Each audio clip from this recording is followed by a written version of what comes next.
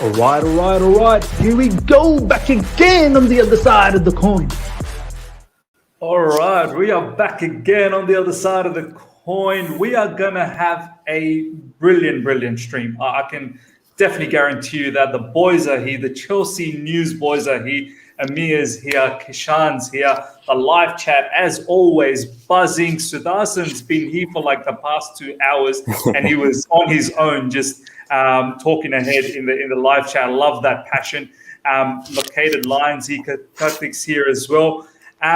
Please smash the like button as soon as you're here, and if you're here for the first time, subscribe. We're very close to 6,000 subscribers.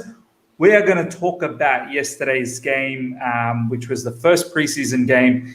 There's been quite a lot of reports. I didn't want to talk about yesterday because while I was streaming, the match was still going on, and I wanted to wait until all the information came out. And obviously now we have all the information, which is going to be great to talk about. Yeah, there you go, Pratik, Money Miz. That's my name, ladies and gentlemen, from now on. Matiz has kept my name as Money Miz. It's not Money Mace, it's Money Miz from now on.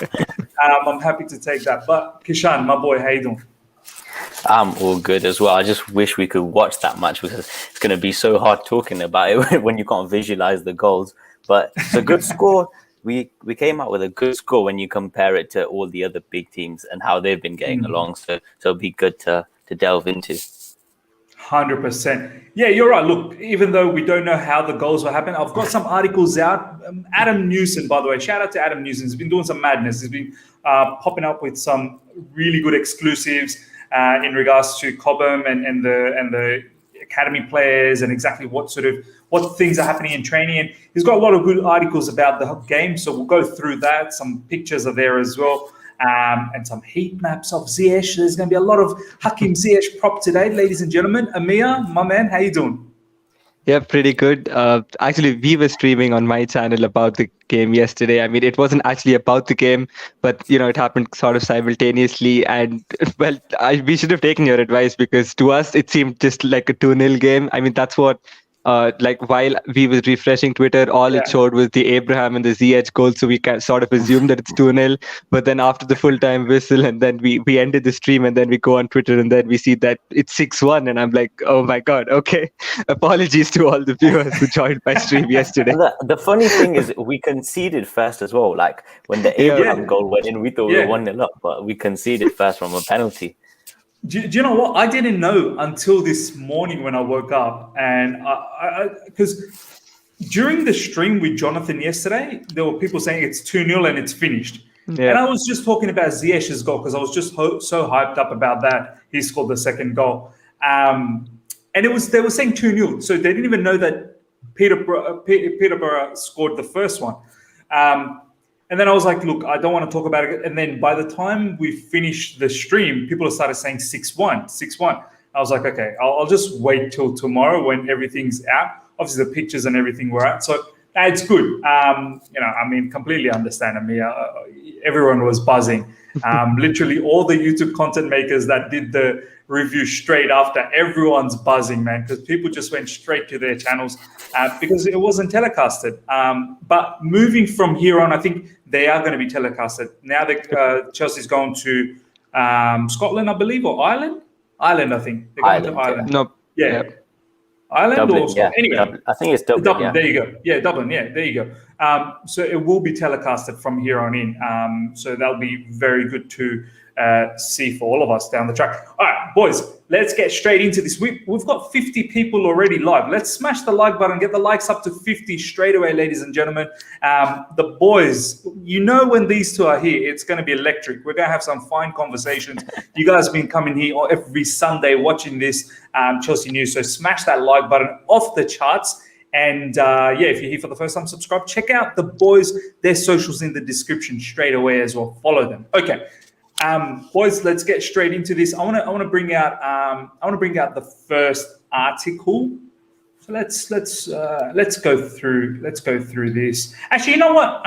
Let's look at the lineup. I think that'll be interesting to have a conversation first up, and then we'll look at the articles. So, Kishan, this is the lineup. Can you see that, Kishan? Is that clear enough for you?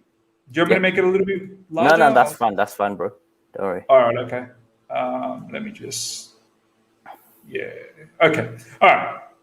So, Kishan, apparently that was the first half. Don't ask me exactly where some of the players were playing. I took a little bit of a punt as to where maybe they might be playing because none of the articles kind of stated. They stated who started in the first half, but not really exactly where each of them were. But I kind of sort of assumed where they might be playing here due to the characteristics of the play. So first half, Cumming was in the goalkeeper position. Malang Sarr, Clark, Salter, Chalobah were the defenders. Now, I've sort of guessed it's probably like this. Do you know what I mean? I mean, you could probably say Chalobah could be in the middle because he can play the CDM position. He has played that in French Liga last season, and the centre-back position. Clark Salter is someone I think we saw last season as well in the pre-season. And he's played CB, right, boys? He's played CB, I think.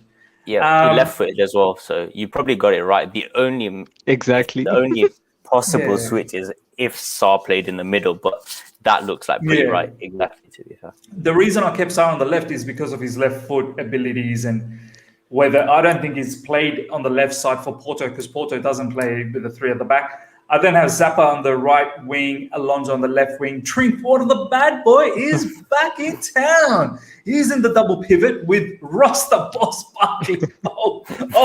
It's world-class Ross Barkley back in pre-season. Pulisic up front, Hudson-Odoi. Now, look, that could very well be, do you know what I mean? It could very well be like this, but I just went with, perhaps where Pulisic probably is far more suited. I know a lot of people can say, Callum is probably suited on the left side, but it is what it is. It's probably, they're probably, sort of crossed over. And Tammy up front. So first of all, I'll go to you, Kishan.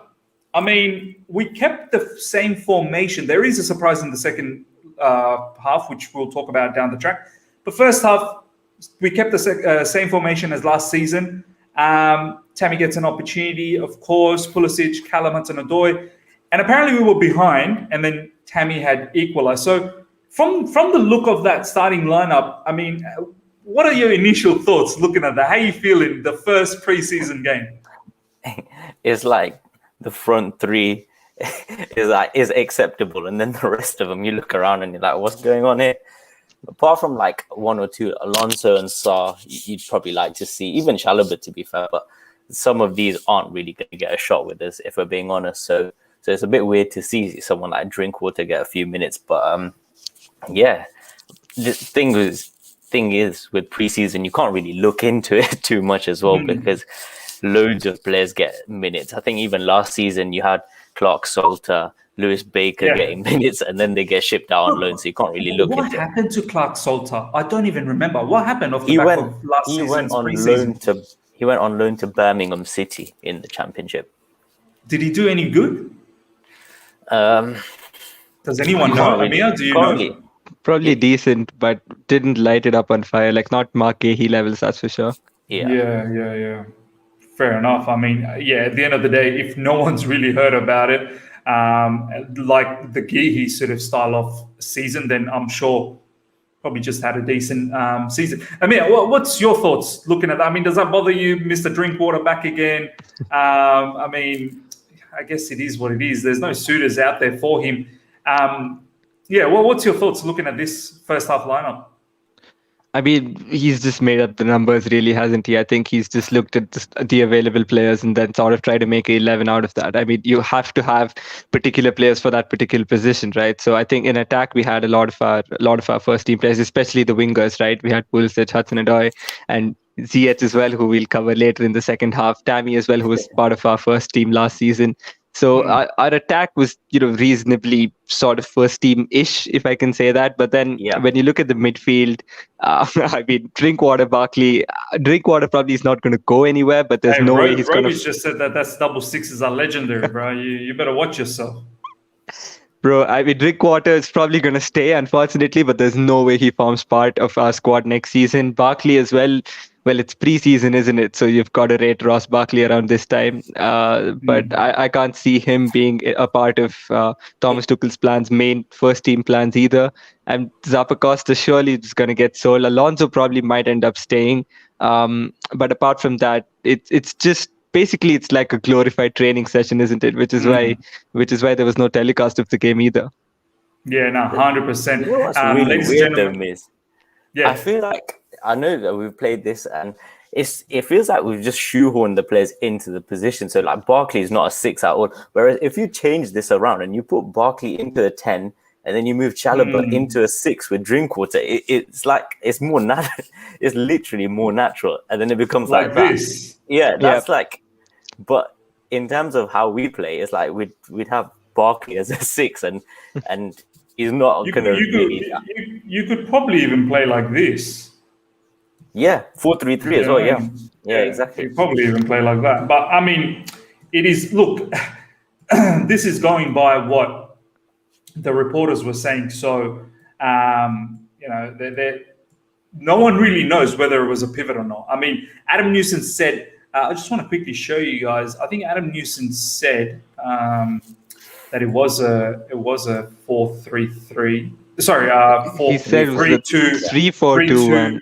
Yeah, that's it. 3-4-2-1. Actually, I won't bring that up. Yeah, I'll bring it up later on. So yeah, this was the first half. We were behind 1-0, and then just before halftime, I think Tammy had equalised, and then this was the setup in the second half, which was very different. It was apparently a 4-2-4 sort of situation. Yep. I mean, I'll go to you once again, Kishan. What's your thoughts on this second half formation? Something different from Thomas Tuchel is tried. Ziyech scored a hat-trick, which we'll touch on heavily on this show. But before that, I mean, this is, I think, how it sort of lined up.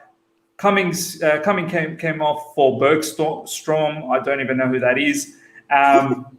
There was Baba Rahman, Martin, Miezga, Sterling. I'm thinking Martin played as the left-sided CB because Baba Rahman ended up providing an assist for Ziyech's goal. So I'm thinking he would have played as a left-back.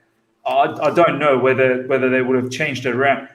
Lewis Baker is still around, Kishan. I can't believe this guy. I mean, is he on a lifetime contract? I don't know what the situation is.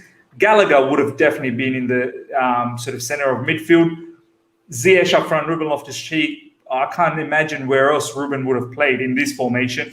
Ugbo and Broja scored a goal as well. Apparently, the latest article from Nizar was saying that there was 2 other offside goals as well, and plus he provided an assist for Ziyech. So he had a very good game, which we will once again touch on his performance and whole contract extension or whatnot. But Kishan, did this sort of surprise you? Or you kind of thought, this is the time for some experiments? Well, this is the first time I'm seeing this team. I saw the first half one on Twitter and stuff, but I've not seen this one. But you're right, it is the time to experiment. If we're not going to experiment now when we're like, I don't know what the score was at halftime, but if we're up that much, then you see, even with this team, we've got enough to beat Peterborough. It's quite impressive we scored 6 when you look at like the 2 different teams we put out, because I know it's only Peterborough, but for some of these teams, when you watch, they play like it's like a cup final for some of them. Because it's still against Chelsea for that. Peterborough is still a championship team, Kishan. Like, they're a championship team. Yeah, exactly. So it is very impressive. And like you said, though, like the Matson thing is very interesting because he's a proper flying left back, and to play him there. And the other thing, I think I saw it from Adam Newson as well, saying that Baba Rahman had a very, very good game. So I don't know if he's completely out of contention for a squad place, but I think he's getting on a bit as well. He's no longer younger.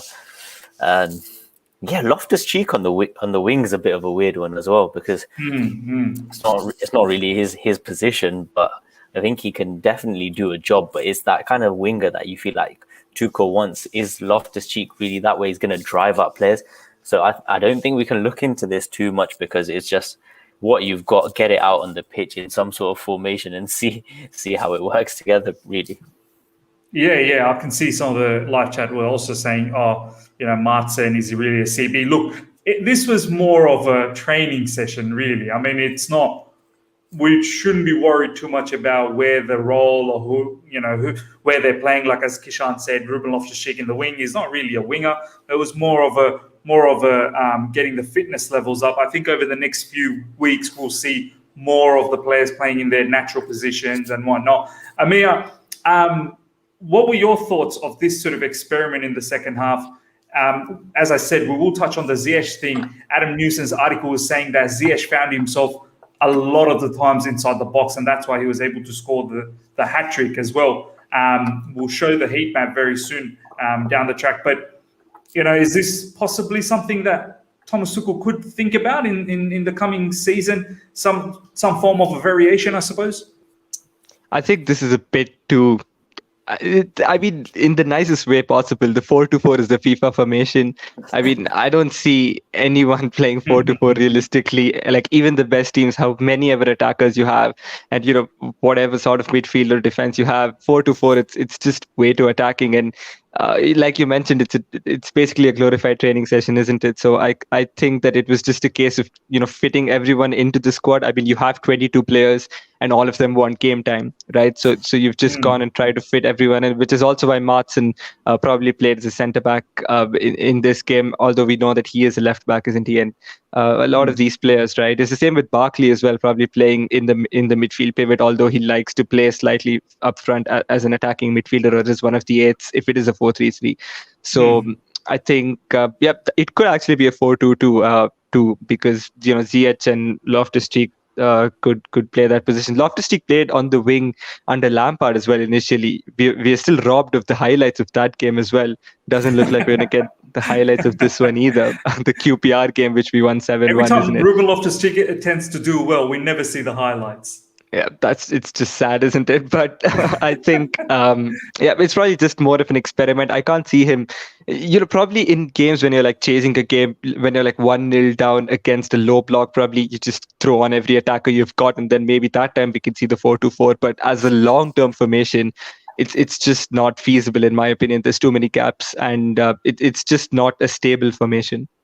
Yeah, 100%. Look, let's get straight into some of these player performances. I think this is where we're going to have some juicy conversation. I can't wait. Kishan, You've been Kishan waiting for this all laughing. day, haven't you? Yeah, I've been waiting for this. I've been waiting for this all day. First of all, a really good comment from the Beautiful game. As you said, it was a glorified training game, but we probably would have learned more if we had lost the game. Man, can you imagine if we're not Arsenal? We're not losing any of these games. Arsenal are going out there losing to Hibernian. I think they drew against Rangers as well. Yeah, their pre-season's off to a great start, which is fantastic. Okay, so let's look at the first article that is written by Football London. By the way, guys, check out Football London. They're doing some madness over there, especially Adam Newson's doing really well.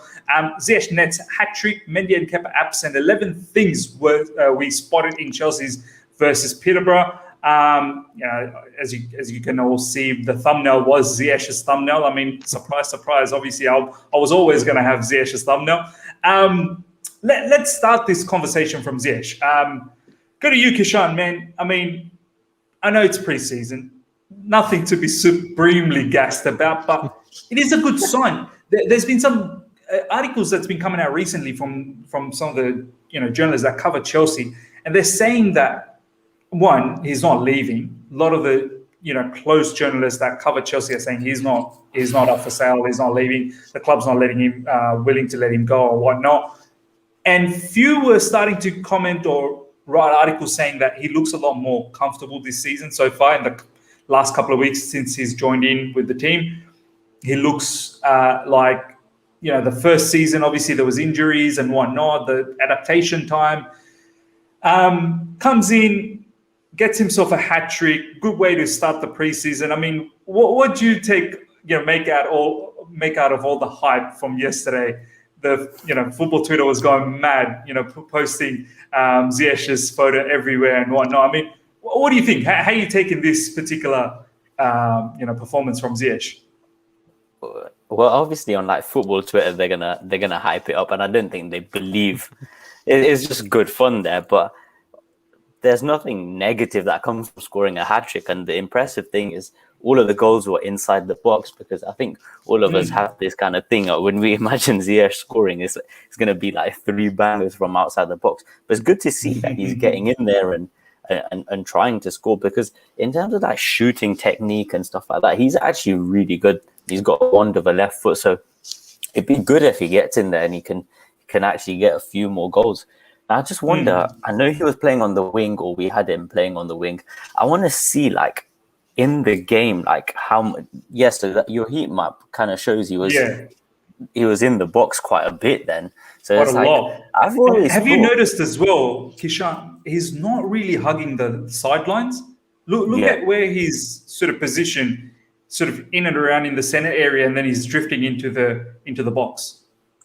Yeah, and that's the thing with him. I know he likes to stick on the touchline normally because he's got that amazing left foot ball in. But I think like his passing range is so good that even if he did play around that area, which we can see on there, he could do really well as well. So something interesting for the coming season. It's not something to get too gassed about, but then again, he only played one half and he scored a hat trick, so it's still something. And it's like you said, Peterborough's a championship team, so they're not exactly no mugs as well. We did well to polish them off that well. Yeah, I mean, first game, I mean, these boys have not kicked a ball for a while. Same with Peterborough as well. But as you said, championship team, we pasted them, which we needed to, which is fine. Ameya, what's your thoughts? I just want to quickly read out a couple of these lines the article has been saying. I just want to read out.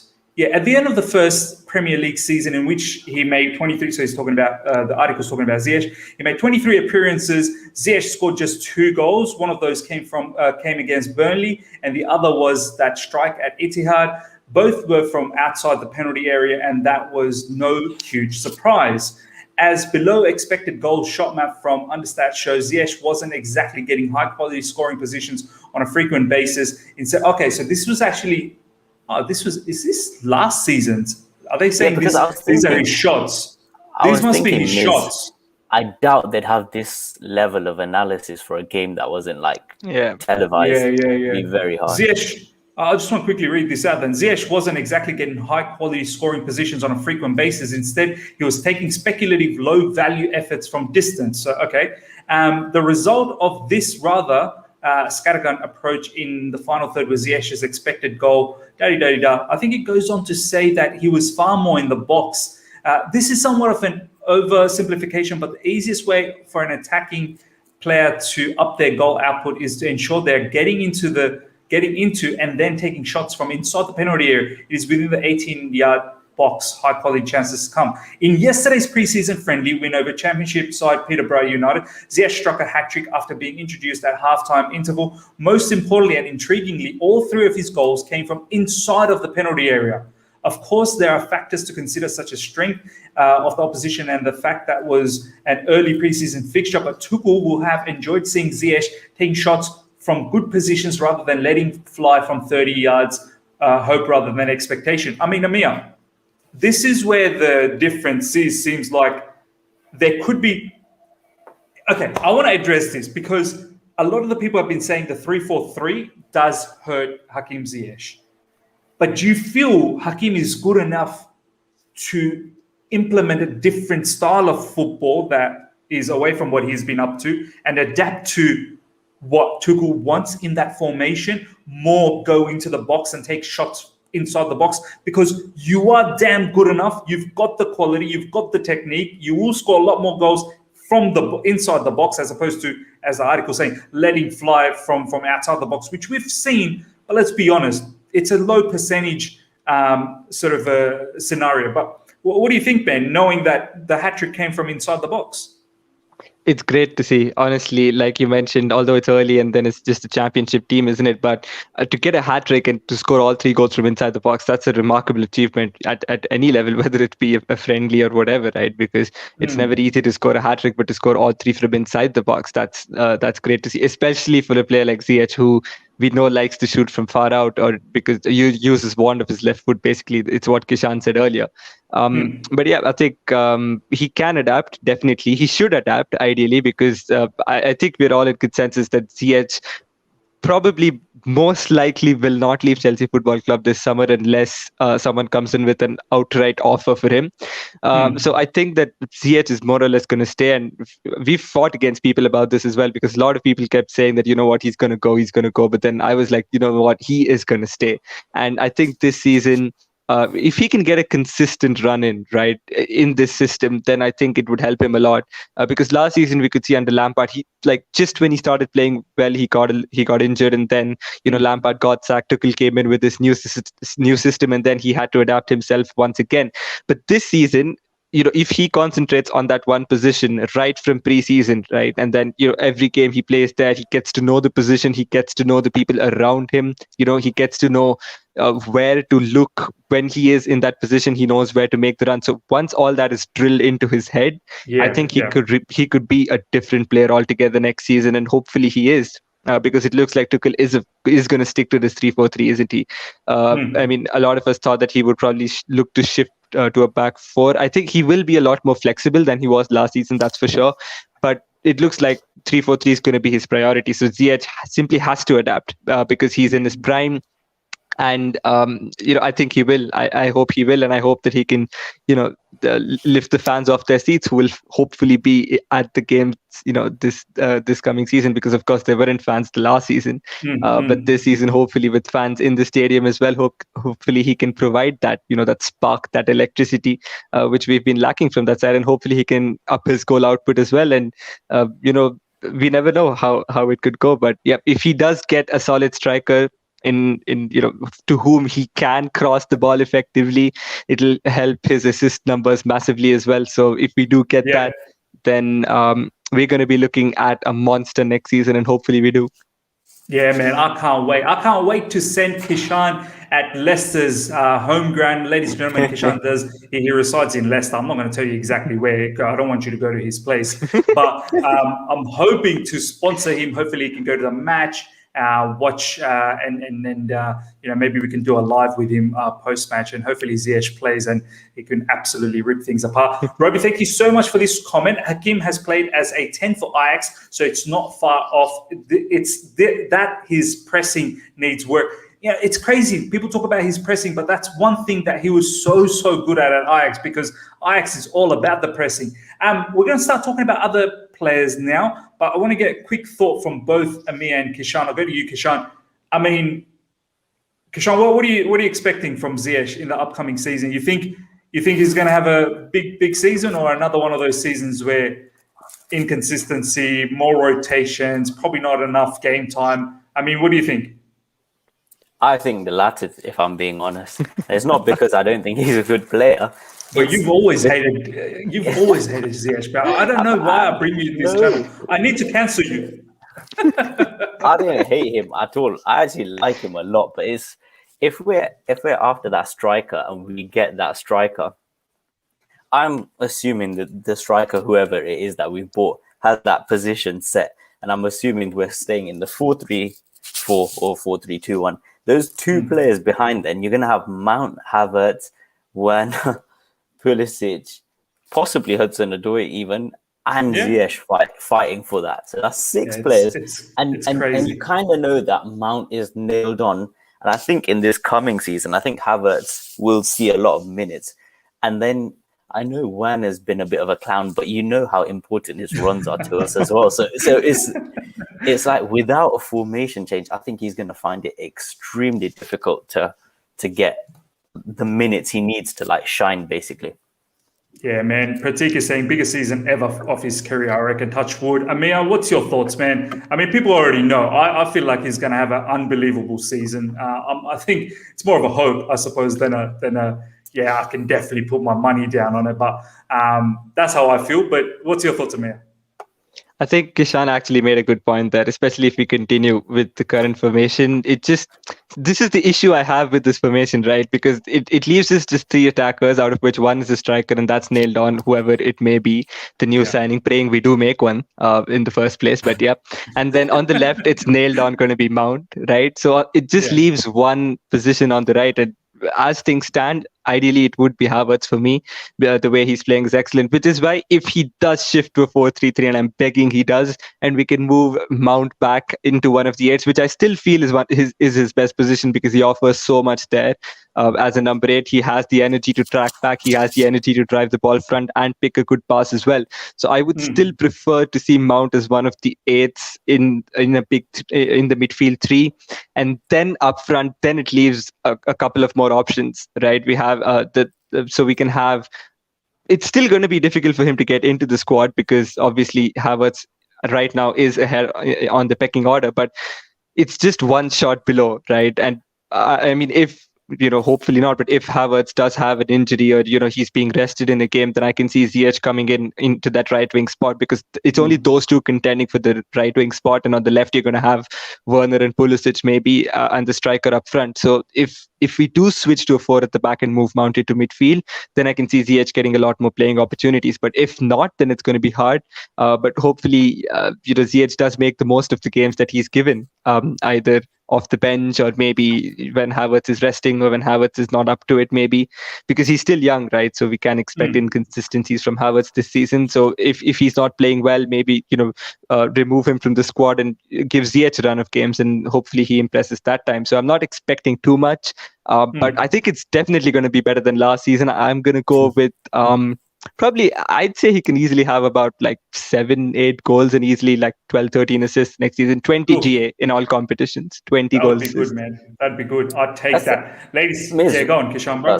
One more thing that like Ameya said, and this is the annoying thing with Ziyech, is that if he gets a good striker, you can imagine him putting in those balls in and like providing for them a lot better. But then, like I said, that striker kind of makes his place in the pecking order go down even further. Even more, so it's like a bit on both sides. But this is the thing, man. I feel like if we do get a Haaland or a Lukaku, I can't imagine how we just continue with the 3-4-3, man. Like you have to have more attackers up front.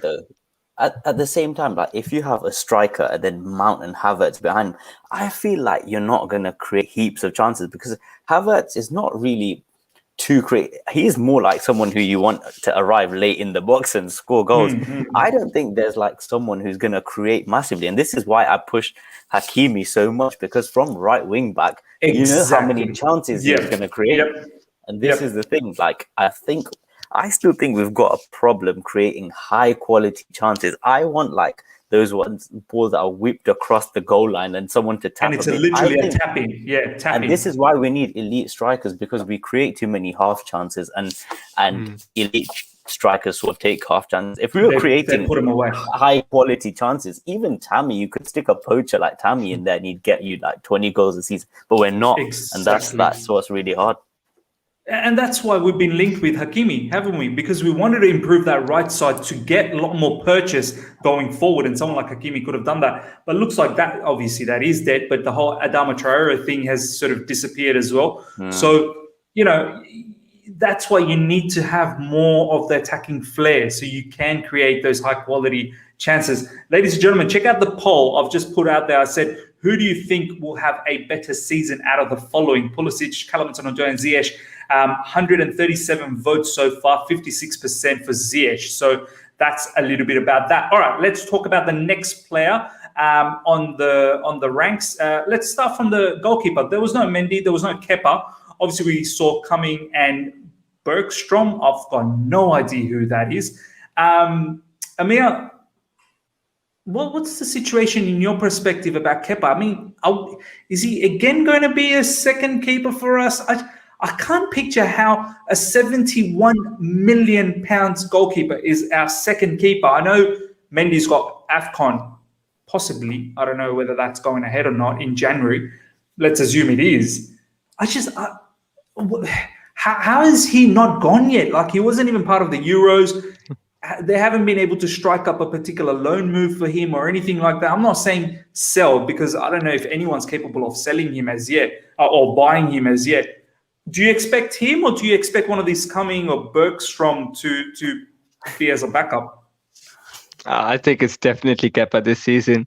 I don't think we're going to get rid of him. And until we get rid of Kepa, I don't see us signing another backup goalkeeper as well. We've seen so many names being thrown around. We've seen, I've personally vouched for Sergio Romero, who was recently released by Manchester Yes. United. But a Bro, lot of by the other people, way, PSG has 8 goalkeepers. Can they give us one? nine. No, Nine. I think they have nine goalkeepers in their but first team give us squad. one, bro. That just I think that's they what, are. We are actually linked. I mean, we aren't linked, but it's a fan pushed move for Ariola, who was Ariola. Yeah, yeah. who was on loan at Fulham last season.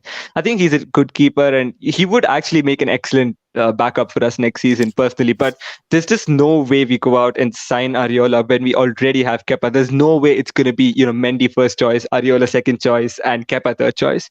That's just not going to happen whatsoever. So unless someone comes in with a loan deal for Kepa, or outright takes him away, which I find impossible personally. Until something like that happens, we're not going to sign a second choice goalkeeper, unfortunately, which is why I think Kepa is going to remain our second choice goalkeeper for the following season. And if AFCON does go ahead, I'm praying it gets cancelled. I'm sorry if any African viewers are viewing this channel, but I'm praying AFCON gets cancelled next year, because we have some very important games in January. It's like 3 extremely tough fixtures in January, and that's right when we're going to miss Edouard Mendy. So, yep, let's see how it goes. But as things stand, and come the end of the window, I don't think there's going to be any changes in the goalkeepers department. At least for me, I don't think we're going to make any signings, and I don't think Kepa is going to leave this summer. Wow, man, that's a big statement, man. I mean, Kishan Bergstrom is 6'7". I mean, that's monster. That's I can't believe it. That's nearly 7 foot. Like that's insane. I mean, let me just quickly read this before I give it to you, Kishan. Let me just bring this up. The article saying Jamie Cumming, who spent last season on loan at Stevenage, played the opening hour of the contest before being replaced by Lucas Bergstrom for the final 30 minutes. Had things worked out differently, then Sarr wouldn't have been involved in today's friendly. What are we talking about Sarr all of a sudden? Last one, the centre-back was caught up. Yeah, okay, well, that just ends over there. Oh, yeah. Then it starts about Sarr. No wonder. I'm like, why is Sarr there talking about Sarr? Yeah. Kishan, man, what's your thoughts about the whole goalkeeper? You think one of the academy boys, I think Bobby Smoky Signals was saying, looks like Tuchel will look at the academy for CDM and third keeper. What's your thoughts, man? I think we might actually just get a third choice. And I know we were linked with Hennessy. I'm not sure what's happening with him. I don't think we'll get him, but I think we can get someone of that ilk. One of these 37-year-old goalkeepers who've been all over the place and they're settling for like 10 grand from the bench. I think we'll get one of those types of goalkeepers, because even for third choice, I feel like when you look at academy goalkeepers, I think that's a one position, not even just for Chelsea. I'm making an overgeneralization.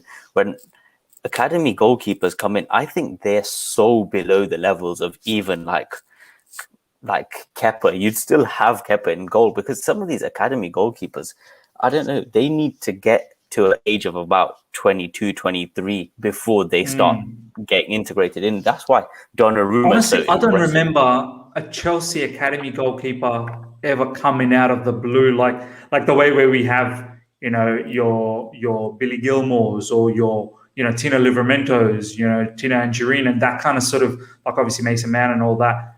I've never heard of a Chelsea academy goalkeeper just screaming out like, I should be number one goalkeeper. Do you know what I mean? Yeah, I get. Probably Vulka was the last one though, under Sarri, and then he joined PSG. didn't he? I was quite annoyed because. Oh no, have we lost Kishan? Yeah, I think so. Kishan, are you there? Yeah, I'm back. Yeah, he's back. I said he went to what, PSG, didn't he? Yeah, he's still at PSG. He's one of the 9 goalkeepers. And that was he was supposed to go to play more, and then what's that move done to him? But he was one of the academy goalkeepers that I looked at in training and stuff, and I thought he was of a very, very high level. When I saw him in training. But apart from that, I've not really seen any goalkeepers. So someone like Jamie Cumming or stuff, I still think they're gonna get a lot more out of going on loan somewhere and playing, even if it's in League 2, League 1. than being just sat as a third choice, because you're literally going to get no minutes as a third choice. I mean, this is a nice comment from Kopina. Petr Cech as third choice, which is crazy. Someone saying Trumbull. You mean Turnbull? Turnbull was the last one. He wasn't academy though. He wasn't academy. I'm pretty sure Turnbull was from Middlesbrough. Wigan or Middlesbrough. Yeah, probably Middlesbrough, something like that. All right, let's talk about the next player. This particular player, boys, I've been talking a lot in social media a lot. I'm just going to bring this up. See what you guys think. I'll probably go to Kishan on this one.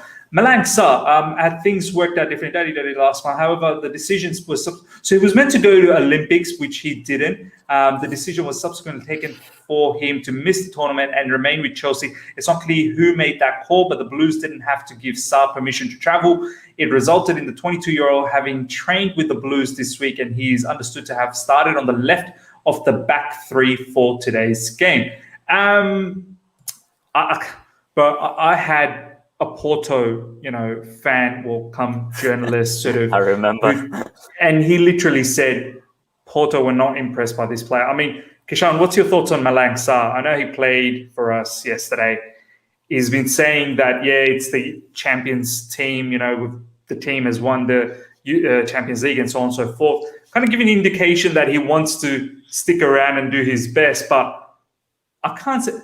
Let's talk that whole thing about Mark Gehi, because you guys didn't, get that opportunity. If Mark Gehi is not getting an opportunity in this team, there's no way Malang Sarr is getting anything in this team, unless even as a backup or a squad rotation player. I just can't see it, man. I mean, what's your thoughts, Kishan? Yeah, for me, I think in preseason, a lot of players come back and a lot of players talk it up. I just can't see it. The one thing with Malang Sarr is possibly because he played in the French league and he was at Nice. Maybe when they played Paris Saint-Germain and Tuchel was there, maybe he might have caught his eye or something. But apart from that, I can't really see, because this is the weird thing is you go out on a loan and you have a poor loan and then you're still in contention for the team somehow. It just don't make sense at all. Like, how does that even work? And I think this is one of the reasons why some fans are so angry about the Gehi stuff, is like, if you sell him and you put Malang Sarr in, it seems backwards, but it's like Sarr wouldn't have that demand, or you wouldn't get as big a fee as you did for Mark Gehi. So in that point, I still think it's true, but I see him going on another loan. I can't see us selling him, because fee-wise, I can't see anyone outright buying him, because at the same time, teams know that we just picked this guy up for free and we're looking to make a profit. So do you know what the whole thing was? The whole thing was that we took a punt with Porto. We hoped that it was going to be a good loan, and then Porto ends up buying him. But Porto's like, take your man back. Off you go. Take him back, please. So I still think it's just going to be interesting to see where he goes on loan. I think it's that set, to be honest. Yeah, man, 100%. Ameya, I mean, look, the whole Mark Gehi thing, he was demanding to start. He thought he was good enough to start. That was the issue, because there was the contract ready for him to get that extension. And the whole idea was that if you stick around, eventually you will get into the team, because Rudiger and so on and so forth, Thiago Silva, obviously, they're slowly coming to Azpilicueta as well. So there was that opportunity that if you just stick around for a couple of more seasons, if you continue that development, you get there. But Mark Gehi was under the impression, no, I had a stellar season at Swansea.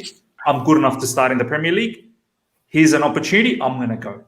I need to start. So it was a difficult position for Chelsea, because, well, what can you do if a brother wants to leave? Do you know what I mean? Whereas Sarr, as Kishan's saying, there is no... I don't know if there is any suitors out there that want him. And he's more inclined to stay with the team, possibly be a rotational sort of player. But I don't know, man. I mean, we're going to talk about Trevor Chalobah. Let's talk a little bit about Trevor Chalobah and sort of marry that up with Sarr. Chalobah apparently had a very good season in Liga, and he's got some serious contenders in Liga wanting to buy him this season. So, what happens now? I mean, Sarr, another loan. You got to remember as well, there's limited loan opportunities as well. You can't just loan everyone out anymore. So what's happening in your perspective in that scenario? I think he's probably going to be one of the players who's going to get loaned, probably add to the loan army. Like Kishan said, I can't see him breaking into the first team, honestly. We were just looking for free centre backs to pick up from the League One, and then we saw Malang Sarr available as well, and then we're like, you know what, sign him up. We never know. But it's that sort of signing, and he is definitely just signed to make a profit. I mean, whatever Chelsea may be feeding him or whatever he may be coming out and saying to the media, I think he is a player who Chelsea signed on a free, looking to just make 10-20 million off of. I mean, we literally extended Giroud's contract by an entire year and then let him go for 2 million, right? So considering how much we love transfer money coming in, I think Malang Sarr is probably one of them, and I think he's probably going to go on loan to the League One this season once again. I mean, he was actually a promising centre back initially at Nice, wasn't it? He was at Nice, I think. He was at Nice. He was a decent centre back, and then the following season he was forced out and forced to play left back. I think, was it under Vieira at Nice? I think that he was forced to play left back instead of centre back, which sort of hampered his development. Otherwise, he was a pretty highly rated young centre back initially. So I think he still has that potential, but he needs that one loan where everything clicks, and then once it does, I think the team will probably buy him, whichever team he does end up going to. But all the best for the future. But honestly, I can't see him staying here this season, especially considering Mark Gahey leaving the club, and Colville is on loan at Huddersfield Town this season, and he's apparently been very impressive in pre-season training. He's impressed a lot of people out there, and the fans as well. I think they also sort of streamed their pre-season friendly, and then some Chelsea fans watched it, and apparently he was very impressive in that game as well. So I think that we have so many centre backs. We haven't even touched Mbuyamba, who's also one of the centre backs. So with that sort of competition, I think it's do or die, honestly. And if he does, come out of this and become one of the probably rotational players or even the starters in the future, fair play to him, because he does have a 4 or 5 year contract. I think he signed a 5-year contract last year, if I'm not wrong. So he should have 4 years left on his contract. So there's still a lot of time. I think a loan this season, and then we'll probably decide what to do with him the next season. But about Trevor Chalobah, I think he had a really good season with Lorient last season, and his stats actually are pretty good, right? They're comparable to the likes of Boubacar Kamara and such players.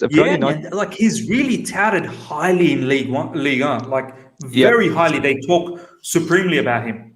They do. They genuinely do. It's probably not the level of Chouameni. I'm not going to let him get there so easily. But, probably like Boubacar Kamara, so that sort of level. And I still think that there's still some polishing that needs to be done. He's not the, supreme end product just yet. But I wouldn't mind him going out on another loan. But I would hope he does go on a loan. I know that you guys keep criticizing me for saying that I want to keep everyone, but he is one player. This is one I wouldn't mind you saying if you wanted to keep, because and I want to ask the live chat as well. Live chat, what do you think about Trevor Chalobah and our whole idea of getting that extra defensive midfielder? And I want to know what the boys think about it as well, because this is interesting.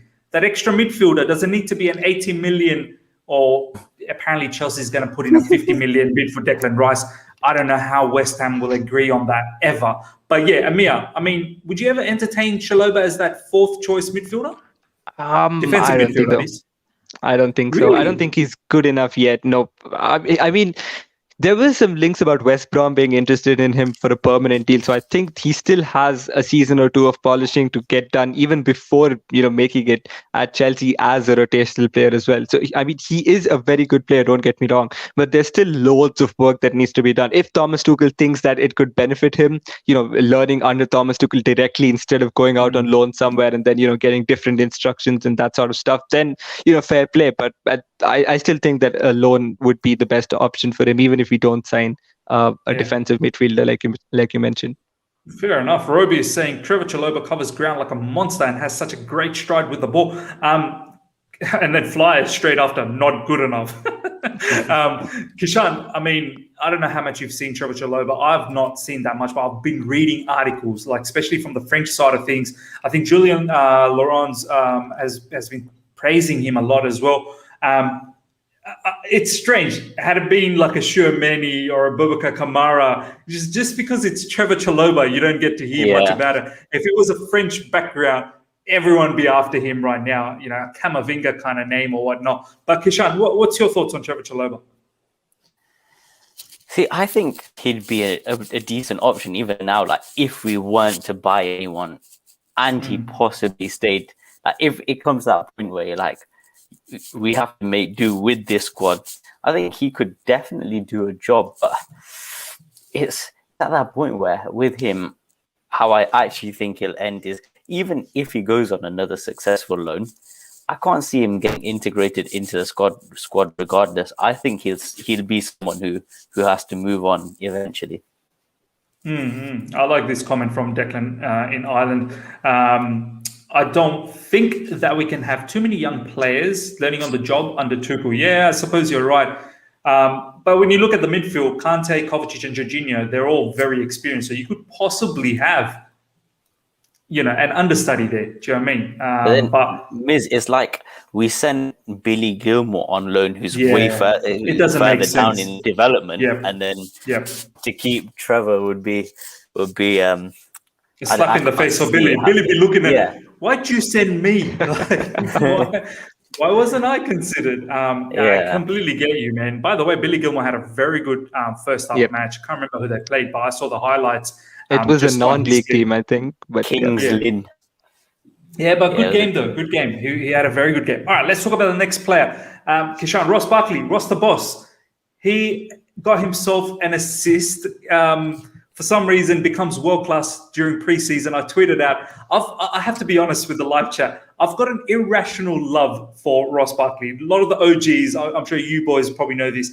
I've got this really irrational love for Ross Barkley. I think it's because of the Everton days. I still have this picture in my head that, it's that driving run through the middle, beating two players, left foot shot, right foot shot, header, the lot. He's got the lot. It's never happened. I think we've seen glimpses of it in Chelsea, not in a stretch. And I tweeted yesterday saying that, Thomas Tuchel, please don't get fooled. This man literally has a tendency of being Lionel Messi during preseason. And then you'll end up giving him a spot and then he'll disappear and he'll embarrass you. So, I mean, Kishan, what's your thoughts on Ross Barkley? Needs to go? Has to go. There's like no other way of looking at it. I kind of get your love for him because he is one of those like unfulfilled talents. Like he had huge potential at Everton. Like you said, like he's got everything you need with the driving on the ball, left foot, right foot. He was like when he was younger, they used to like compare him to Wayne Rooney quite a lot as well. So I remember Everton, Ross Barkley. People were talking about him like Steven Gerrard-esque sort of player. Yeah. Do you know what I mean? Like, wow. Yeah, exactly. And then we've had years of him. I still think when you look at the fee we paid for him, we still did quite well, like to get a player like that. And if it hasn't worked out, I doubt we lose that much. I think we could even possibly make a few quid on Ross Barkley. So it's not been a bad deal in that terms, but in the footballing sense, it's like he came with all this potential. And I know you said there were certain times at Chelsea where he hit those heights, but it was like for 2 or 3 games. I feel like we've got like 25% of the Everton Ross Barkley, like the maximum we've seen. Honestly, it's the peak was against Liverpool, the Frank Lampard first season, that FA Cup. Do you remember that drive?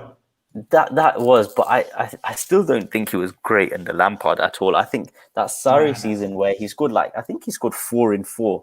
That was the peak, and then since then he's just been on the come down, and it's time to go. Like 100%, man. Man, Ishan's having serious trouble with his network. Let us know when you're back, Ishan. I mean, Kishan, Kishan, all of these names so similar. Kishan, are you there? I am back. Talking passionately about Ross Barkley, and I just got cut off. But I was bro. Even the internet doesn't like you. Even the internet doesn't like it. So, like we were talking about Hakim Ziyech, and we said if a striker comes in, there's one more. It pushes him back. Imagine trying to fit Ross Barkley into that. My days. there's just no point even speaking He won't about it even now. I get think it's Carabao Cup games. Do you know what I mean? yeah, honestly, there's like no point even like speaking about because he wouldn't even get minutes as a squad player now. So I think it's time to go. I just hope we can find someone who takes him now because he was good initially at Villa, and then the come down of that loan. We were speaking about 40 million fees and whatnot, and Yeah. now He it's looked like a so monster. Like he looked like a exactly. player and a half. Yeah. And now it's back to reality and pretty much anything we can get that seems like a respectable fee, we should be all over it and add it to our striker funds. Yeah, man. I mean, this has always been the case with Ross Barkley, hasn't it? Just lifts us up. I still remember that pass he gave to Pedro last season, pre-season. Oh my days! Was it last season pre-season or the first season from Frank Season, yeah. Lampard? Yeah. First one. Man, that was incredible. All right, Ameya, let's talk about the next couple of players. Callum Hudson-Odoi and Christian Pulisic. Pulisic got himself a goal. A few people were saying Pulisic has come back more sort of leaner, looks put on some muscle and whatnot. Callum obviously has been buzzing in preseason, one of the very first few that have joined the preseason camp.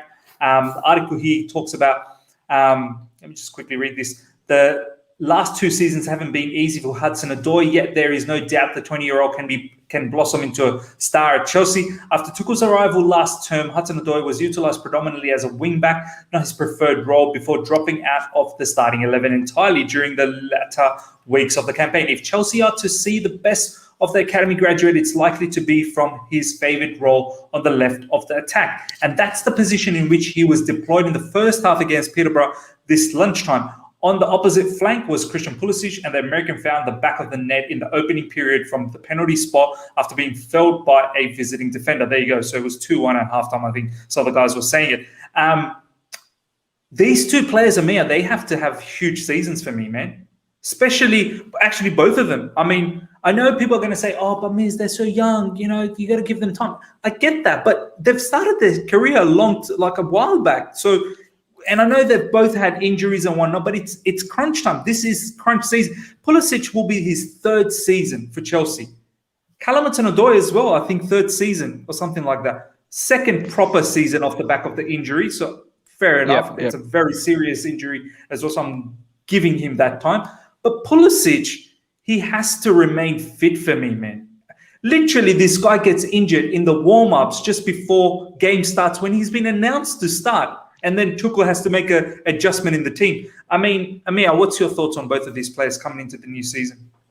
I think they 100% have to step it up because like we spoke about the positions earlier, and especially if we stick to the 3-4-3 and we do sign a striker and then Mounts on the left, Havertz on the right? That's what we've established would probably be the starting lineups. And then below that, you can see Werner on the left instead of Mount, and probably Ziyech on the right instead of Havertz because both of them are left-footed.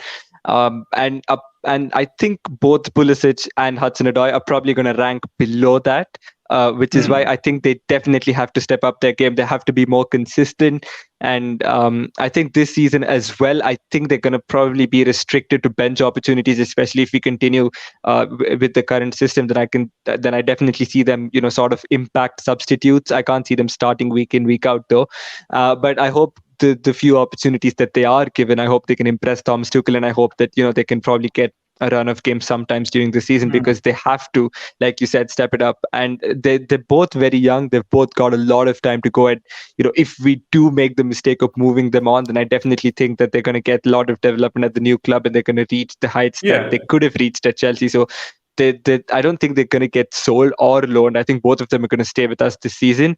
But I think that they're going to have to up their game, definitely. I think both of them look motivated. It certainly looks that way. And that's very good to see. Both of them are in great shape as of now, at least. Hopefully nothing happens to them. Like you mentioned, they have to be fit. And let's see how the season progresses, man. If you get a chance, you've got to take it. And if you impress the manager, you know that he's going to put you into the squad the next season as well. So I definitely see them having some opportunities next season. Hudson-Odoi could also be utilized as a right wing back in some of the games.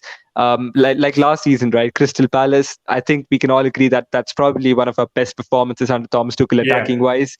So I think Hudson-Odoi is probably going to get game time at right wing back as well next season. So yep, let's just see how it goes, and hope, especially if we don't sign Adama Traore, which the links have died down. So hopefully we don't sign him. Then Hudson-Odoi would definitely be in with a shout at starting right wing backs in some of the against the teams that play low blocks per se. So I think they're going to have their opportunities, and even if they are sparse, they're going to have to take them and hopefully impress Thomas Tuchel and then get a run into the squad. And let's see how it goes. Let's see how the season progresses. But by the end of next season, there's got to be some clear progression shown by both of them. I think that's the key message right there, Mia. Clear progression. It can't be Pulisic's post-lockdown unbelievable run, and then really last season was a bit of a stagnant season. Yeah, there were games where he was really good. Porto comes in mind. Real Madrid in the Champions League comes in mind, as you said. In the Premier League, I can't really think about Premier League. Obviously, for Callum Hudson-Odoi, Crystal Palace was a very good game. Kishan, what's your stance on these two players in the coming up season? Are you going to be one of those ones that, no, come on, Miz, you're a bit too harsh. Give them another couple of more seasons. I mean, they're young, let them grow. Or you're one of those, now, you know what? This is crunch time. Like, this season is crunch time. At the end of this season, as Ameya said, if we can't justify a clear progression, we need to think about what's going on. No, I think definitely the latter, like you said, it's about time, because we looked at Pulisic 2 seasons ago and he's scoring in FA Cup finals and whatnot. And then this next season's been so stop-start for him. And it's like, he's just not got to the levels that we thought of. Like, where we were talking about, this guy's an Eden Hazard-esque kind of guy. And he's just not hit those heights. Callum's a different one, because I feel like even when he's fit, he doesn't necessarily get the minutes. But I've been a massive fan of him at right wing back, and I think that's one of the ways around that issue that we say that we only have 3 attacking players on the pitch. As long as we have Callum, when we play him, I think he has, and him and Mount seem to have this very telepathic sort of passing combos and stuff, which I really like. So I think he definitely can improve, and it's like numbers is what I want to see from both of them, because they play so well. But then you look at them, assists and goals. I think naturally, Pulisic is a bit more ruthless in those terms of actually getting goals. Like when he's, I know he didn't have a great season last season, but he's a bit more ruthless. I want to see more from Callum in those terms, because he got 2 league goals. I want to see him pushing towards I think, like Ameya said with Ziyech, about that 7-8 goal mark from the wing is really good. And if you can get that on the other side from Pulisic as well, then that's good. You have to look at the fact that they might not be playing that many games. But it's actually crazy when you look at it. It's not only just them two who's got those issues. When you look at it, everyone we signed. So Ziyech, and then we have Havertz, Werner, Pulisic, Hudson-Odoi, they're all massively underperformed on goals and assists, and somehow we've managed to win the Champions League. It's like, how did it's because of Jorginho's goals.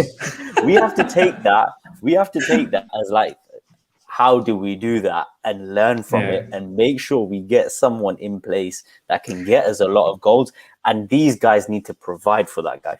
You know what the flip side is, Kishan, that because they had such an underwhelming season, you can only imagine that it can't happen again. Improvement, naturally. Honestly, Miz, with all of these kind of players that we're saying, Ziyech, I can't see him being that bad. Kai Havertz, I can see his numbers being a lot better. Werner is the one where I think I can't imagine him getting better. I still think he's going to be an absolute clown. I think his numbers will get better, but he's still going to be important for us. Watch, you're going to get heat now from the live chat. You called him a clown. You're going to get done. But he is one. But he's we still need him on the pitch to function well, which is really weird. But in terms of output, it's a clown that you want to start.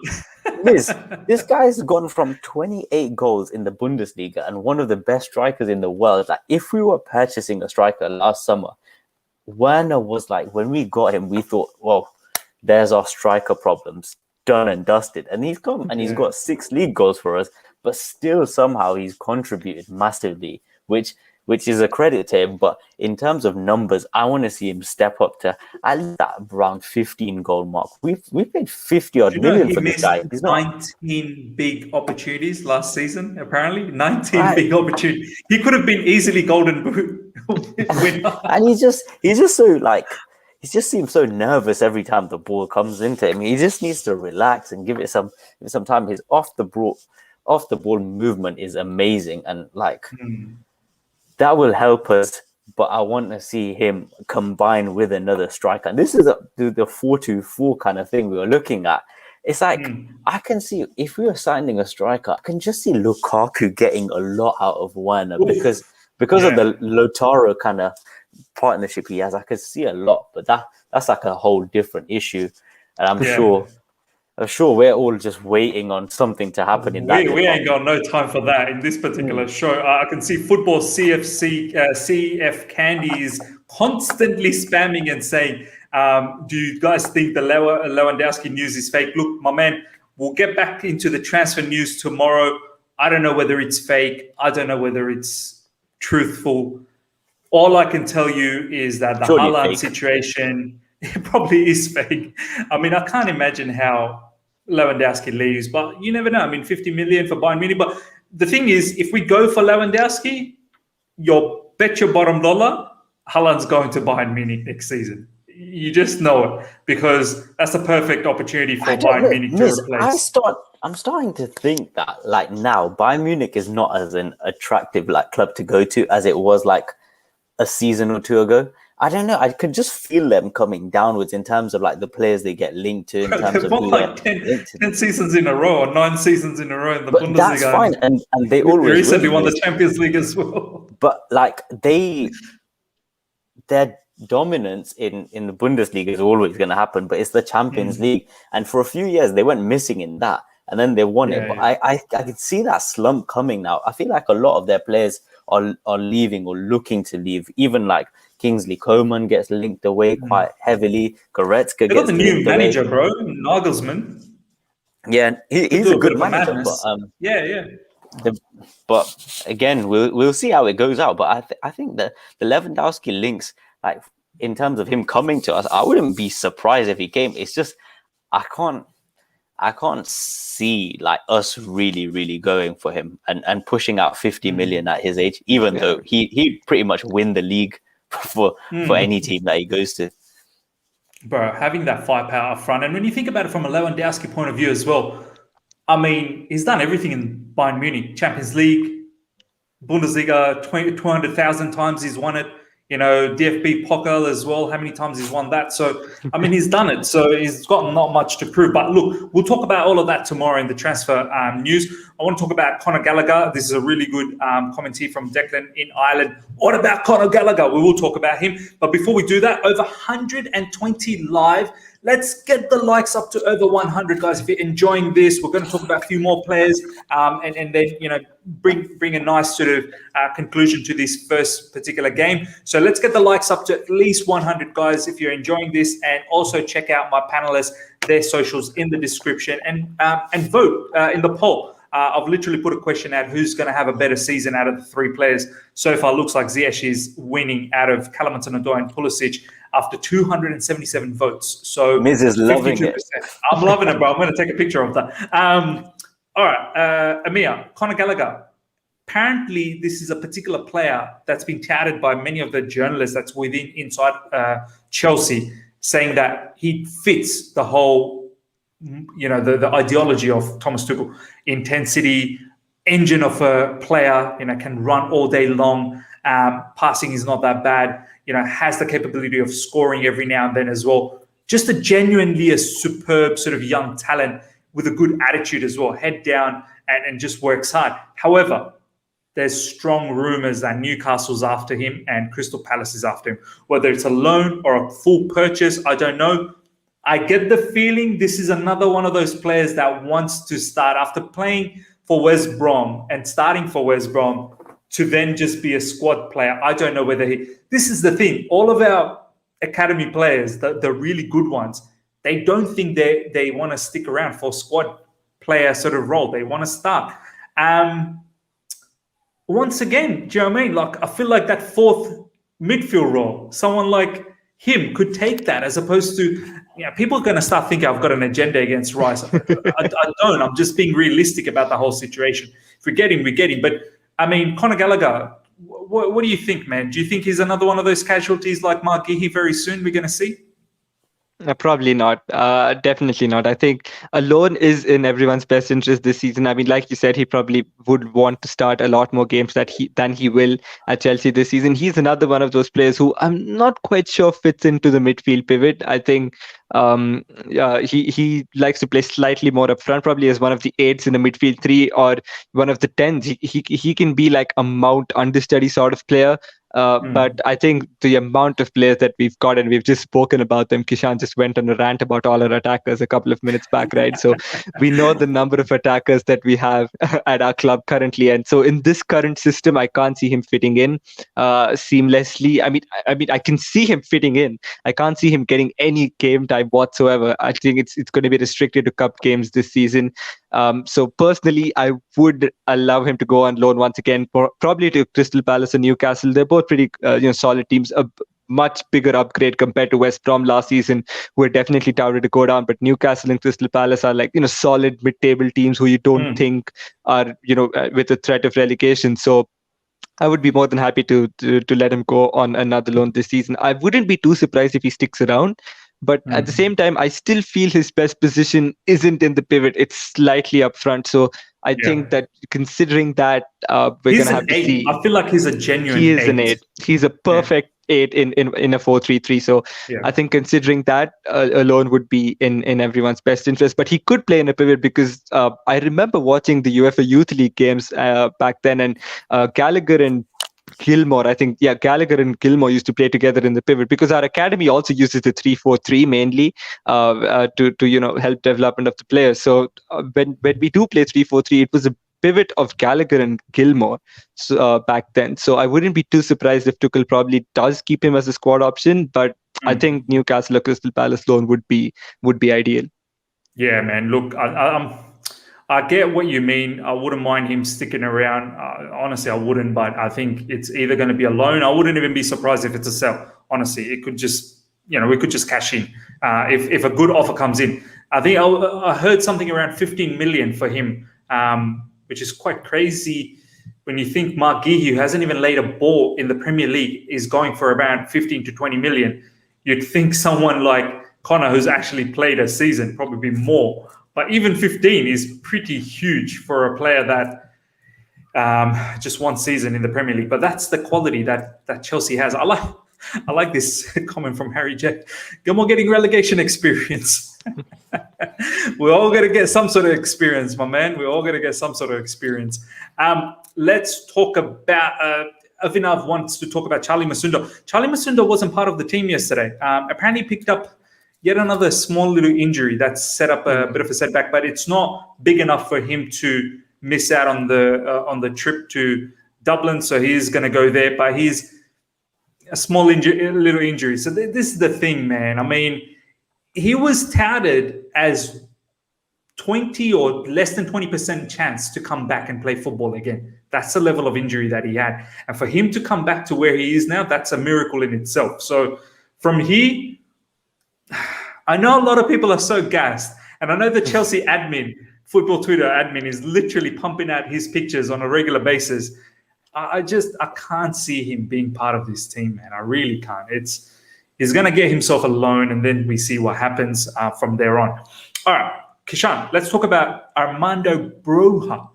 Now, this is a very, very interesting situation. Nizar just came up with an article not that long ago. A few other journalists have said it as well, that Thomas Tuchel really fancies this player. He likes the look of this particular striker. Scored a goal yesterday. Scored another couple apparently, but they were offside. I don't know how far and whatnot. Assisted one as well. But got himself a 5-year contract till 2026. This is huge. Like, it looks like Chelsea value. Like, Chelsea don't just hand out 5-year contracts to any youngsters out there. Had the loan at Vitesse. I think he scored about 10 goals. So it wasn't as if like he absolutely annihilated that league or anything, but he did okay. I mean, would you want him? Obviously, Giroud's gone. By the way, we'll talk a little bit about Giroud right at the end. Giroud's gone to AC Milan. Tammy Abraham is most likely on his way. We can talk a little bit about that. But Broja, would you want Kishan as a, I don't know, perhaps a third choice? I don't even know if we have a second choice yet. We don't even have a first choice, by the way. If both Giroud and Tammy goes. So, I mean, do you want this boy to stick around, or do you see a loan move for him next in development progression? I think he should stick around actually for a season, because I think he'd get cup minutes for sure. And I know some people will say he could get a lot more minutes at a top championship team or something. But I don't know. I feel like he could learn a lot under Tuchel. And I think if Tuchel likes him right now, he's showing the right intensity. He's a complete striker, I think, because he's pretty much got a bit of everything. He's got a bit of height. He's quite quick when he gets running as well. So I think in terms of profile-wise, Tuchel probably likes his profile a lot more than Tammy already. So if Tammy's going, I think he'd be a perfect sort of replacement to just have in the squad, because on top of a striker that we're likely to bring in, we're going to have Havertz and Werner floating around. But I still think someone like Broja could get some cup minutes and improve quite a lot under this manager as well. And slowly get him up to that level, which maybe can be the first choice in a couple of years. You never know. I mean, Ameya, you want him to stick around, as what Kishan's saying. He doesn't mind. Maybe learn. You never know exactly how the season could turn out. Could be fruitful for him. And if it really doesn't work out, he could go on a loan, just like I suppose what happened with Billy Gilmore. Do you know what I mean? Stuck around last season, didn't seem to get enough game time, and then obviously now in Norwich. What's your thoughts? First of all, have you seen enough of Broja? Yeah, I think he's a pretty good player. Like Kishan mentioned, I think he has all the right goods. His holder play is actually surprisingly very good for his age. I mean, holder play is something that's taught to sort of big bulky strikers, like how Conte probably held a stick at Lukaku's head, and I'm going to pass the ball to you, and you're going to have to hold that up. That sort of thing. Like Giroud, right? Giroud was excellent at holding the ball up, and Broja is like that. He can hold the ball up really well. He's got a decent pass in him as well, and then he's pretty big. He's pretty tall, so he can get his head on a lot of the crosses and stuff like that. And I think he has a powerful shot as well, if I'm not wrong. He did make his debut in the league, didn't he, under Lampard as well? Just came on for a few minutes, Everton. I think. Everton. As did Angerin in that same game. So I think he is a good player, and to be rated that highly at such a young age to make a Premier League debut as well. So I definitely think that there is a player in there somewhere, and it's great to see that he's been given a contract. It's great to see that he's accepted our contract, not that he's been given our contract. That's the language that I should be using right now. But some of these academy players are a bit cocky. They don't want to accept these contract extensions. Get out of here. Like Tino Livramento is another one. Doesn't want to accept the contract. He thinks he's got himself a deal in one of the Premier League clubs. Probably does, but continue, my man. Yep, exactly. So I think the props to him for signing the deal, and I think he could stick around. Yep, I think that if we do sign a striker, then Tammy's definitely gone. I think if we don't sign a striker, then Tammy might somehow end up staying, right? But if we do get a striker, then I definitely think Tammy's gone. Giroud's gone this season as well. So I absolutely wouldn't mind, Broja sticking around. But the only issue I have is if Thomas Tuchel, every time he benches the new striker, if he does prefer to play Kai Havertz in that false nine, or if he does prefer to play Werner there instead of Broja, then it could definitely hamper his development, which I don't want. He's coming off a good season at Vitesse. He needs to keep that momentum going. So if Thomas Tuchel says that you're outright second choice, if Lukaku gets injured, then you're next in line, or if Lukaku's not up to it, or if he's tired, or if he's fatigued, then you're next in line. If he can give that assurance to Broja, and if he can guarantee him that amount of playing time, I'm not saying week in, week out, but the odd cup game, or every time he's feeling fatigued, just if you have an important Champions League game, then get him off at 75 minutes in the league. So that sort of thing. Then I definitely think that Broja should stick around this season. But it would depend on our transfer market business, of course.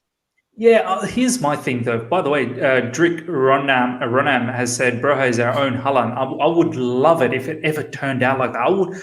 I would love it if we just created our own Haaland, man, and then the whole of the world is after us for him, and then we can ask for 300 million transfer market fee. Do you know what I mean? But Kishan, I want to quickly ask you before we go to the next player. We are looking to have a big season, challenging for the Premier League title. Super Cup coming up, our first game of the season, proper game, is a Super Cup game. We should be winning that. That's a silverware in the bag, hopefully. We want to be, again, Champions League, go as far as possible. Domestic cups, we want to be in and around it as well. Club World Cup. I mean, is Broja the right sort of character to have as a depth in the squad? Or, I mean, are you looking at, there's been literally the name of Danny Ings been floating around on a serious basis now. Athletic is starting to report this because Southampton, he's not looking to sign a contract extension. His contract, yep. So, before I thought it was a bit of a joke, but I think Chelsea fan base have slowly started to convince themselves of Danny Ings now. But a lot of people are saying as a backup. I mean, what's your thoughts? Is Broja the kind of character that you're looking at to drive us? Because the backup has to be good, man. Because if the frontline striker's either injured or out of form or needs a rest, the backup can't just be, I'll just fill up the number. No, you got to bang in goals, my man. You have to bang in goals. Mm-hmm. So what's your thoughts? Yeah, that's true about the levels we need. But we've just won the Champions League with like Havertz as a false nine and Werner playing off him. So I think like if a striker, whoever we purchased, was injured, we still got those guys there, especially Havertz in that false nine role. You there, Kishan? Don't worry, ladies and gentlemen, we'll be back again. Kishan, you there? I'm back. Yeah, there you go, bro. Yeah, you're back. Yeah. So like I was saying, we've still got Havertz and Werner. So if we get him, if we have someone like Broja, I still think I don't know, because of his height and stuff, we need that different sort of dimension. So if he can be that type of guy that we can just chuck on, stretch defenses, nod balls in, we need someone who can do a bit of it all. And that's what I hope our first choice is. But I want to make the mini version of that. And if Broja could start learning like that, because the one thing with Giroud is he was too one-dimensional. I think Tammy was a bit like that as well, where Giroud, you'd have to lump the ball in the box for him. I think Broja, if he could get to someone in terms of playing style, I'd like to see Broja be someone like Ollie Watkins, where you can stretch defenses. He's just like an overall nuisance for them. And that would be brilliant for us. But Ings, I can't see Danny Ings coming to us to be our backup choice. Ings would come to us if we sell Tammy and we're not getting our first choice strikers. So then you bring in Ings into play. But is demanding first spot at Chelsea Football Club. You Champions of Europe. Miz, you think if we sign someone like Lukaku, Ings would come in to be the backup? I don't see why not. How old is Ings? How old is Ings, bro? 20. I think he's just turned 29 or he's turning 29 in the next few days. You're giving him a lot of ambition. You're making it seem like he's got a lot of ambition. Miz, he's done this at Liverpool already. He was at Liverpool. Yeah, he's gonna be 29. And he wasn't first choice. He learned, okay, I'd rather go down and then come back up. When he's been linked to teams where he could probably start. I think there was a lot going around about, I think Matt Law even reported that Nuno at Spurs wants a two-striker formation with.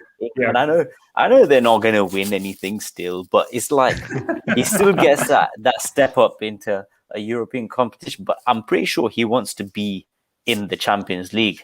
Bro, the live chat seems to be backing you as well. He won't be a backup. That's what they're saying. He's way too good to be our backup, to be honest. Because if he can go to a club and score, I think last season at Southampton he scored 22 goals a season. Why would you rot on our bench? You can literally start at a very good team and a team better than Southampton. So he definitely won't come for us, and that's why I see someone like Broja as that sort of third choice, maybe even fourth if we've got Havertz and Werner up top, but it's to learn from these kind of players and just perfect his own game. I wouldn't be completely against the loan deal for him, but I think when you look at how impressed, and he just seems like a goal getter. You can never have enough goal getters. We didn't have enough last season, so I'd keep him around for sure. All right, well, here's a question for the live chat. We've got nearly 130 people there. Would you guys entertain Danny Ings as an alternative if we don't land Haaland or Lukaku? Because at the end of the day, Fabrizio Romano said, we are getting a striker. He didn't say who. We are definitely getting one. I think this is something we should speak about as well, to be fair. I reckon we do, yeah. Let's start with you, Kishan. Would you take him? If we didn't get the other three, and it was a choice of keep Tammy or you sell Tammy and get Ings, for me, it's Ings all day because I think Ings is miles better than Tammy for me. There's no doubt about that. I think Ings has got a much greater game than Tammy does. And a lot of people are saying DCL, but in terms of fee, because Ings has got that 1 year left and he's 29, so the fee would be something that we could afford. DCL's got 4 years left in Everton. Yeah. So, and Rafael Benitez is there, and and DCL has become a brand over there. So as much as I would like that, I don't think that's happening. But it's interesting, Kishan. So if it's not Haaland, if it's not Lukaku, it's definitely not Kane. Ings is someone that you would settle with, possibly around with Werner and Havertz and all of that. Yeah, with what we've got around, I'd definitely settle. You got Sudarshan saying Ings is Higuain version 2.0. Not a chance. Not a chance. I think Ings is like the disrespect he's got for how good he's been. I don't understand it at all. Like, we should be taking. Let's be honest. He's been good. He's been good. And in fact, he's scored against us as well, like a couple of seasons ago. Literally, and he gets like really good striker goals. He shoots from outside the box. He's a bit of everything. So all day for me if we didn't get one of the big three. Yeah, Ameya, no Haaland, no Lukaku. It could possibly happen like that. I'm not being one bit, joking about this. Like, it looks like it could be like that. As a third choice, sort of alternative, is Ings a shout, or do you have someone else in your mind?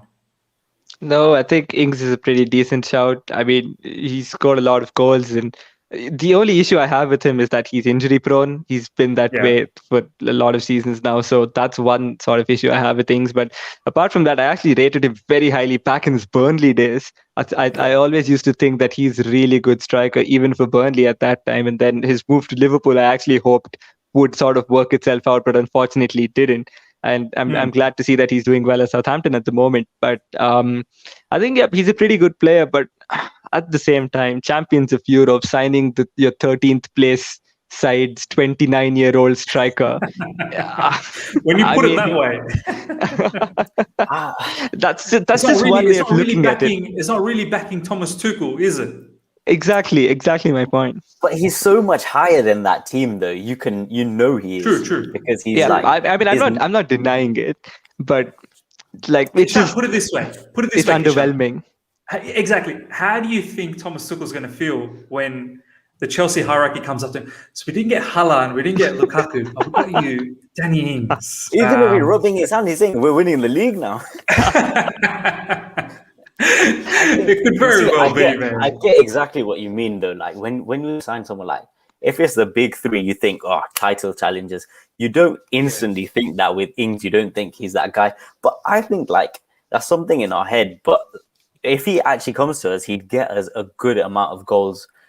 It's just, I know what you mean about the whole underwhelming thing. Is with his age and with everything, it is a bit underwhelming. But I'm just saying, if it came to a point where I'm so set on having a striker that scores goals that I'd take this guy instead of like keeping Tammy, because I feel like we've given Tammy enough of a chance and we've seen the flaws in his game. Whereas someone like Ings, he's got a good amount of goals in the Premier League and all different types of goals. So I'd definitely stick him in. Here's the other thing about Danny Ings. Who's their manager, the Austrian guy? I forgot his name. Ralf Hasenhüttl.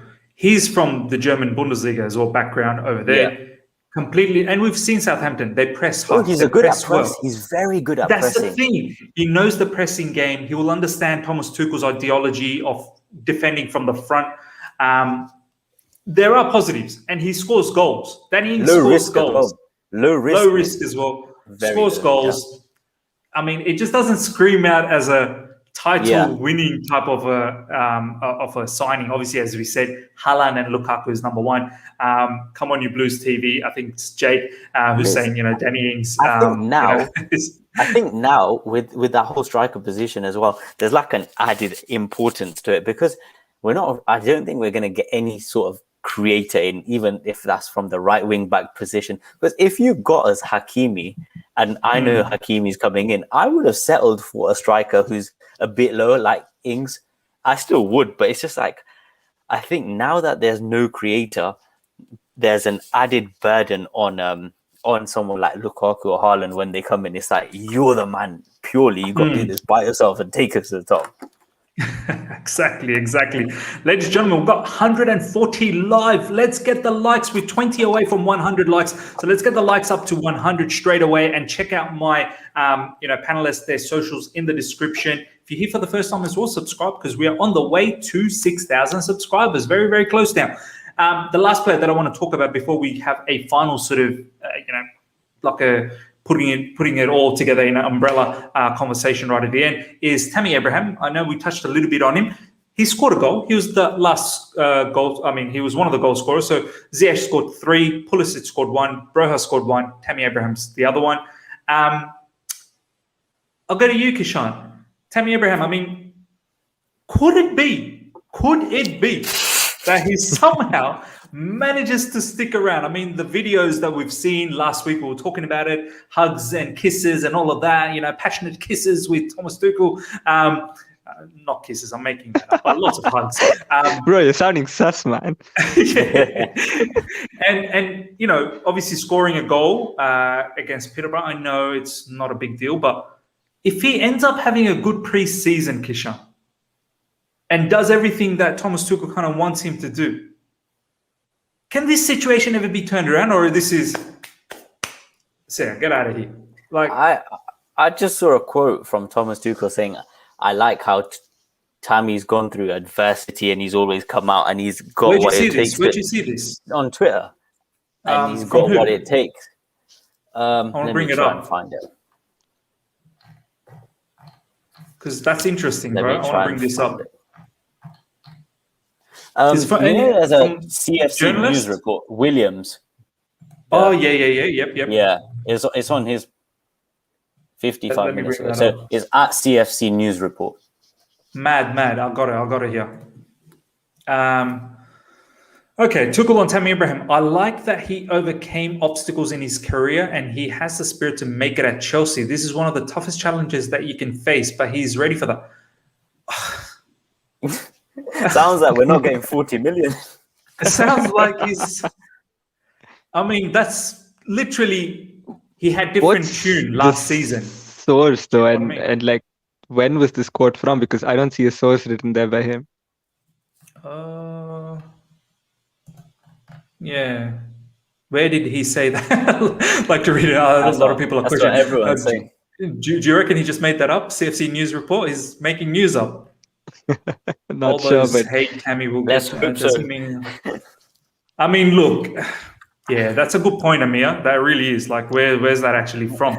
But let's just say, for an argument's sake, that is true. I mean, what's your thoughts, Ameya? I mean, can this ever be mended? I mean, I've said this so many times, right? When he was left out of the Champions League winning bench, that was it. That was the final. And I don't think there's any coming back from that. Honestly, I mean, I know that he might impress Thomas Tuchel in preseason, and I rate Tammy. I really do. I think he has the potential to be a very good striker, but it's just that he's not ready yet to carry us to a title challenge, which is why we're looking elsewhere, right? Or else we would have been content with the options we have at the moment. But like I mentioned earlier, if we fail to get any of our first choice targets, or if we fail to get any targets, in fact, imagine we don't even sign Danny Ings. Like, by the time we've decided that, okay, we need to look away from our top 3 targets, and then Danny Ings is probably already holding the Spurs kit at the moment, then we're left out of options, aren't we? We're left out of options. So then if it comes to that, then I don't want us to, get rid of Tammy just for that 40 million and then go out and sign another unproven striker or someone who doesn't really improve us. if it comes to that, then I would definitely back Tammy to stay. Probably it will still be Kai Havertz as false nine. I think would be the predominant formation that we do use. But I would definitely keep Tammy around if we don't sign a striker. But if we do get one of the big name signings, then I can see Tammy Abraham leaving and probably Broja coming in as our backup. But until we sign a striker, I don't think we're going to let Tammy leave, honestly.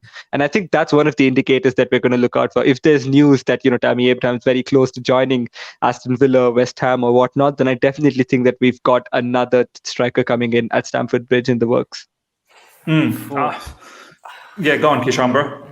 On my side, it's like if we go into the season with the same team and like Tammy, thing is, even if we go with the same team, Tammy won't be leading the line because he'll still play like it would be Havertz false nine.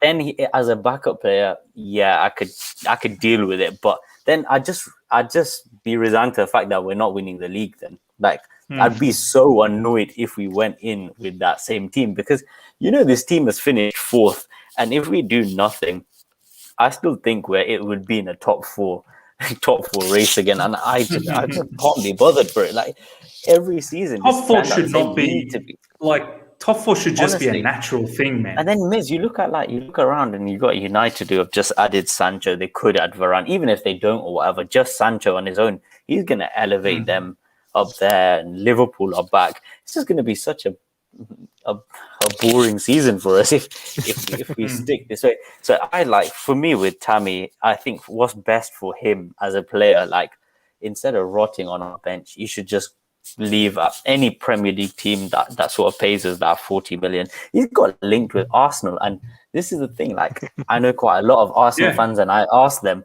and none of them want to go anywhere near Tammy Abraham. They don't want him. They don't want Arsenal fans are telling me, yeah, exactly. They're saying they don't want to go anywhere near him. I think if he signs for like Aston Villa, I still think Ollie Watkins is better. Ollie Watkins has taken over his position in the England squad as well. So I think Watkins is better. At West Ham, I'd probably stick with Antonio. I know Antonio's coming of age, but that's the one team that I think he could probably go to is West Ham. And then it comes with the whole thing. If we're putting a bid in for Rice, then maybe we can do something there. But for me, we need a big striker, and it has to be someone from that we've bought. Yeah, man, I have to agree, man. At this point, Tammy Abraham is just, we've said it, I've said it many a time that I don't trust him to lead us to a Premier League glory. We just need to move on from that. When you look at his goals, like this is the one thing that people start forgetting because he's not played in a long time, but he has never been like clutch for us. That's the thing. In the same way that Giroud, you could say, was clutch for us. He could come on and he'll get important goals. I've never really thought of Tammy as that. Whenever just one goal, Arsenal goal, that was the one. Exactly. Yeah. So it's just like it's not for me. No. 100%. Ladies and gentlemen, that brings us to the end of this show. Before we go, when we does the live chat, let us know. We've got nearly 150 people here. When are we leaving for Dublin, and when are the games? Because I'm just trying to find out. I know a few people tweeted it out a while back. I just can't seem to find it now. Just let us know if you boys know as well. When are we leaving for Dublin? Does anyone know? I'm not sure. We've got a game against Bournemouth exactly. Quite soon, I thought it's after the Bournemouth game. Oh, is it? Is it not? Bournemouth game's on the 27th. That's a while away. Oh. Yeah, there you go. Someone's saying Declan in Ireland. He's in Ireland, so he should know. Dublin on Tuesday, I thought so that it would be on Tuesday. So, guys, let me know. Yeah. I'm pretty sure that's been shown. I was just going to speak about this, and Robbie in the chat said, you guys didn't talk about Dujon Sterling. And that's someone that we've read about that could, because that right wing back spot is one of those spots that Tuchel's not exactly happy with. Could be some. Do you know what, Robbie? Let's talk a little bit about that. That's a very good point, because there were so many players. It's so easy to miss out. That's another one of those players. And I'll go to you, Ameya, first up. Apparently, Tuchel's quite impressed.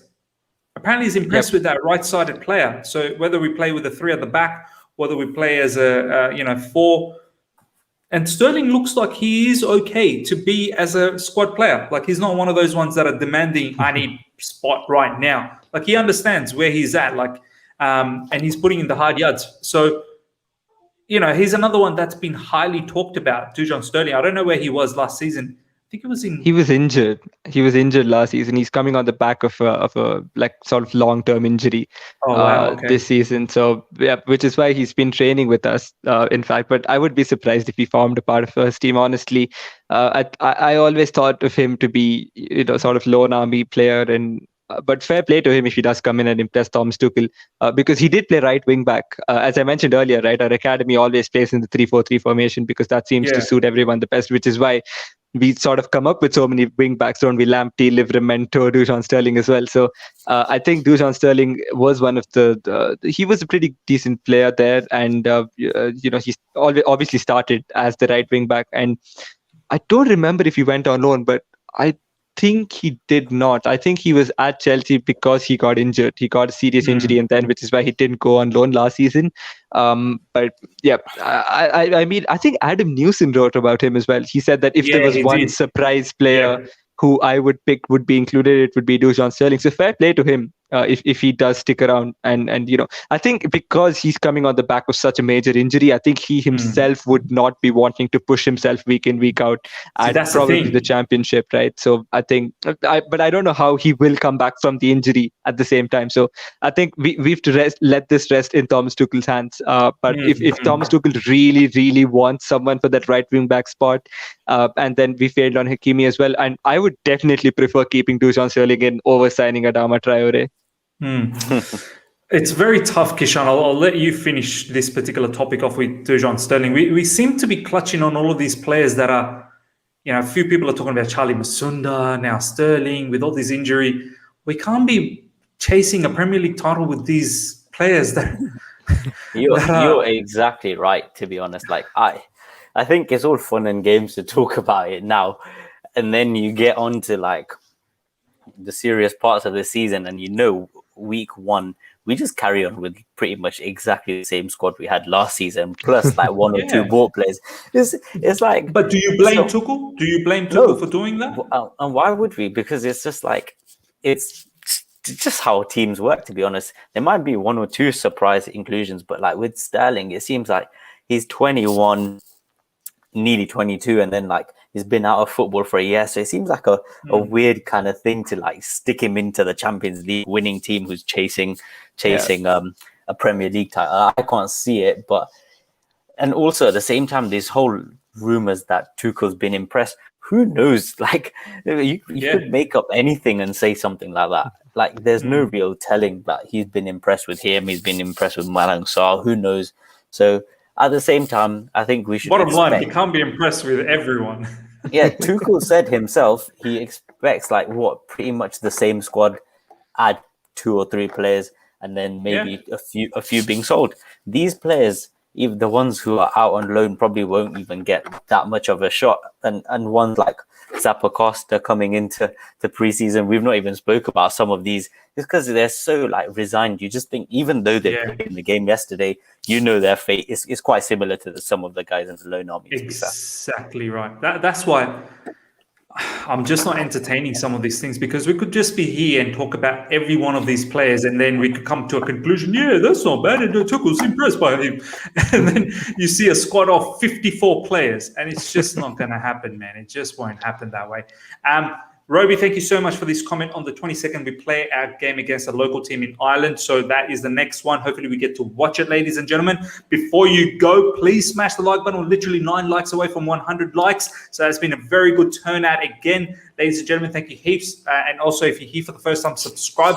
Hope you guys enjoyed this particular review. We talked about, go check out from the beginning if you've just come through. We talked about the formation, the lineups and whatnot. Obviously, there was a lot of Ziyech prop. I mean, without it being said, you know why. And then we talked about some key players as well.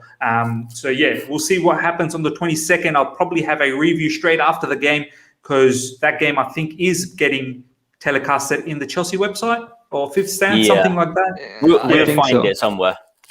We'll find it somewhere. There'll be a stream. There'll be an illegal stream somewhere. Don't you worry. Obviously, the one off yesterday, there was no stream. It was closed door, so we couldn't get any of that. But Roman watched the game, though, apparently.